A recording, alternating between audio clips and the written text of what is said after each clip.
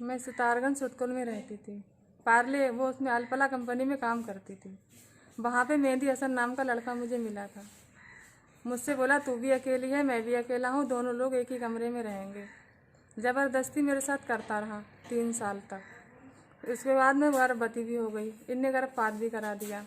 फिर शादी का झांसा देते देते मैंने कहा शादी कर लो, तो बोला मेरी बहन की शादी हो जाए उसके बाद मैं शादी करूँगा। जब इसकी बहन की शादी हो गई फिर मैंने इससे बोला मुझसे शादी करो।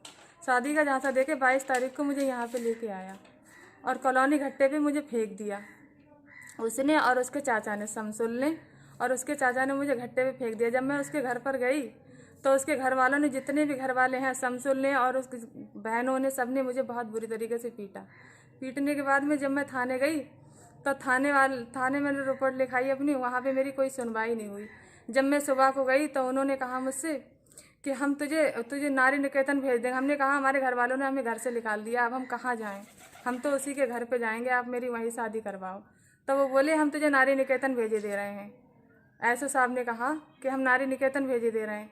हमने कहा हम नारी निकेतन क्यों जाएं, हम तो बालिक हैं, अनबालिक थोड़ी ना हैं। फिर उसके बाद में फिर हम वहाँ गए एसपी साहब के यहाँ, वहाँ हमने अपनी रिपोर्ट दी है। फिर हमने वहाँ भी फ़ोन किया है लखनऊ भी। हमने कहा अगर हमारी कोई सुनवाई नहीं हुई तो हम अपने आप को वो कर लेंगे, आत्महत्या कर लेंगे अपनी। वो बोली मैडम आत्महत्या क्यों करोगी? राजीनामे के लिए उसके चाचा आए थे हाजी जी, और वो आया था फयूम चेयरमैन का लड़का।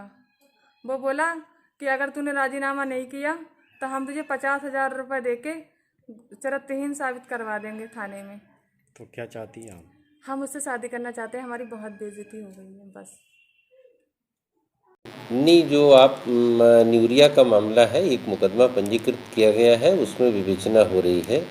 और जो प्रथम सूचना रिपोर्ट में उनने, महिला ने खुद ही आरोप लगाया है ये कि वो लोग रह रहे थे सितारगंज में और सितारगंज से वो चल के यहाँ उनके घर आई थी, यहाँ पे मारपीट हुई है।